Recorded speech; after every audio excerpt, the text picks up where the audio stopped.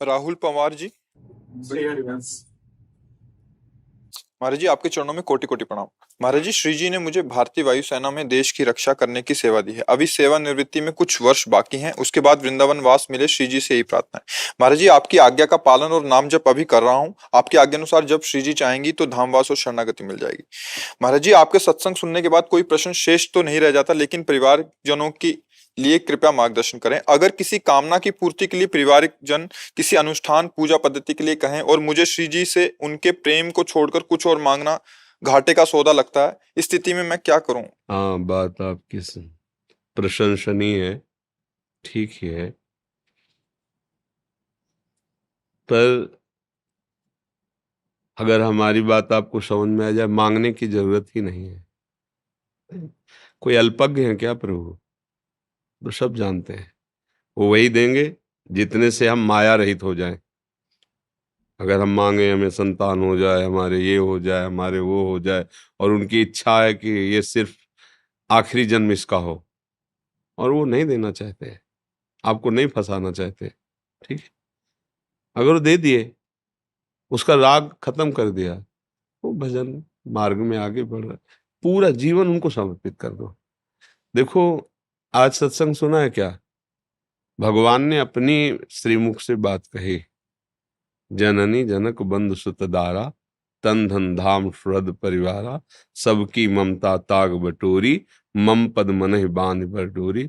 फिर मैं कृपा करूंगा तो उसको अनुभव में समदर्शी, इच्छा कछु नाही, हर्ष शोक भय नहीं मन माहे, असज्जन ममुर बस कैसे, लोभी हृदय बशोधन जैसे।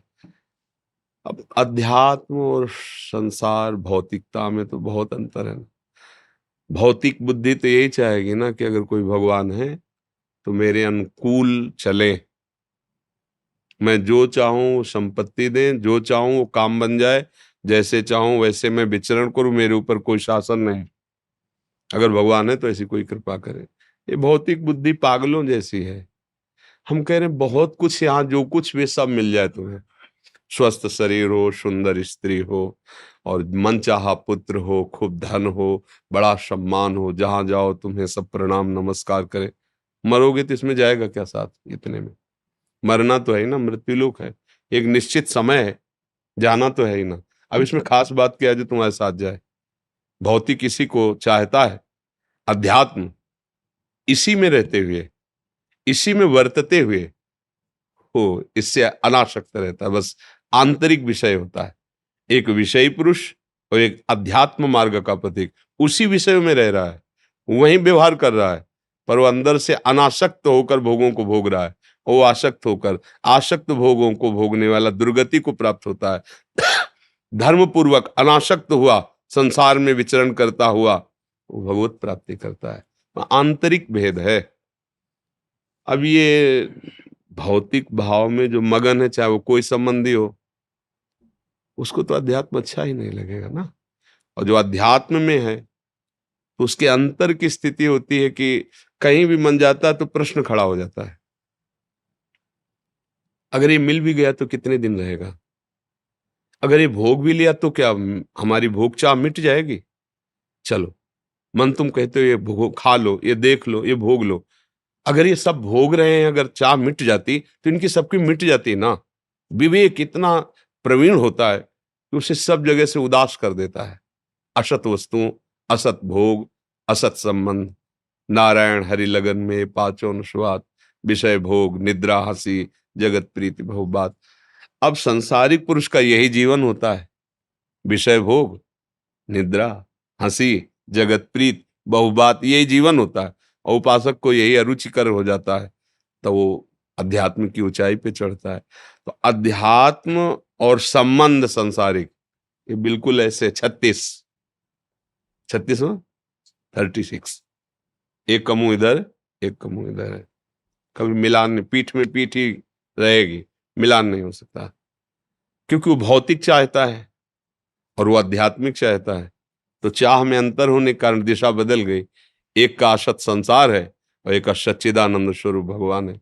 अब दोनों की भावना कैसे मिल सकती है? तो अपनी भावना को छुपा के उनकी भावना को संभालते हुए परमार्थ का प्रतीक चलता है, विरोध नहीं करता। भाई ये अनुष्ठान करो, हाँ कर तो रहे हैं ना। हमारी श्री जी लाडली जी उनका नाम जप कर रहे हैं, उनको देना होगा तो दे देंगे, इनसे बड़ा कोई अनुष्ठान नहीं। राधा राधा परा विद्या, अपनी निष्ठा अपने भाव में शांत, सुने सबकी, करे तस्मात् शास्त्रम प्रमाणम ते, गुरुजनों के शास्त्र प्रमाणित करे।